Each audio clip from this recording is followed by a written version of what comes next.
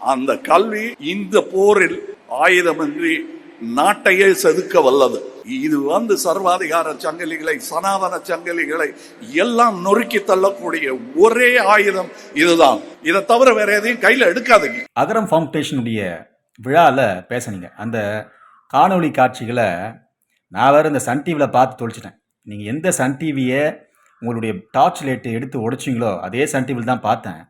நீங்கள் அந்த காட்சியை திரும்பியும் கொஞ்சம் இந்த பதிவு கேட்டிங்கன்னா மறுபடியும் போட்டு பாருங்களா. மக்களுக்கு எதுனா புரியுதா? இதில் வேற பாவம் மேல் சபை எம்பி, நாடாளுமன்ற உறுப்பினராக நீங்கள் போய் டெல்லியில் போயிட்டு என்ன பண்ண போகிறீங்களோ அங்கே இருக்கிற நாடாளுமன்ற உறுப்பினராக ரொம்ப பாவம் நினைக்கிறேன். இதில் ஒரு சூட்சுமத்தை இதில் அகரம் ஃபவுண்டேஷனோட விழாவில் நீங்கள் பதிவு செஞ்சீங்க.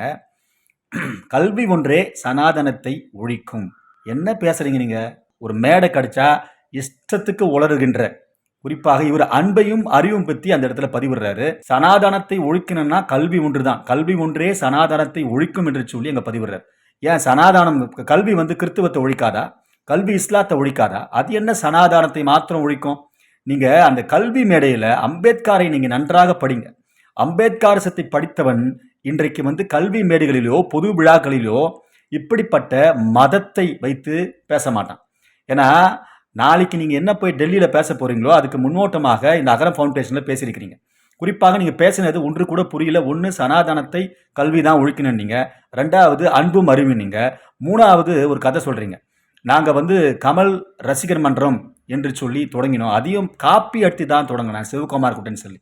நீங்கள் அப்போவே எல்லாத்தையும் காப்பி அடித்து தான் தொடங்கியிருக்கிறீங்க, இப்போவும் காப்பி அடித்து தான் தொடங்கியிருக்கிறீங்க. அன்பையும் அறிவும் பற்றி பேசுவதற்கு உங்களுக்கு எந்த ஒரு அருகதையும் கிடையாது. அன்பே உங்களுடைய மனசனங்களில், உங்களுடைய வீரத்திலையும் கிடையாது.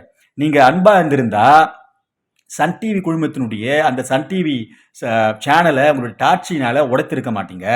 அறிவிந்திருந்தா நீங்கள் உடைச்ச எந்த சேனலை உடைச்சிங்களோ, எந்த நிர்வாகத்தை நீங்கள் உங்கள் டார்ச்சி லைட்னால் உடைச்சி எந்த நிர்வாகத்தை கொச்சப்படுத்திங்களோ, அறிவு இருந்திருந்தால் அதே நிர்வாகத்தில் போயிட்டு நீங்கள் அடிமை வேலை இன்றைக்கு செய்ய மாட்டீங்க. ஆகவே இந்த ரெண்டையும் பேசுவதற்கு உங்களுக்கு அருகதையும் கிடையாது. குறிப்பாக மறுபடியும் சனாதானத்தை பேசும் நீங்கள் கொஞ்சமாச்சும் உங்களுக்கு மக்கள் வெளியே பாருங்கள், மக்கள் உங்களை எப்படி பேசுகிறாங்க. இன்றைக்கு கமலஹாசன் எப்படி இருந்த கமலஹாசன் இன்றைக்கு யாருடைய குடும்பத்துக்கு அடியில் கொத்தடிமையாக இருக்கிறார் என்பதை ஒரு கேலித்தனமான கூத்தை இன்றைக்கு தமிழக மக்களை உங்களை பற்றி இன்றைக்கு பேசிக் கொண்டிருக்கிறார்கள். அதையெல்லாம் விட்டுவிட்டு பொது மேடையில், ஆகச்சிறந்த கல்வி மேடையில் இப்படிப்பட்ட ஒரு நச்சுத்தன்மையான ஒரு சொற்களை இன்றைக்கு விதைத்திருக்கிறீர்கள். அதை நாங்கள் வன்மையாக கண்டிக்கிறோம்.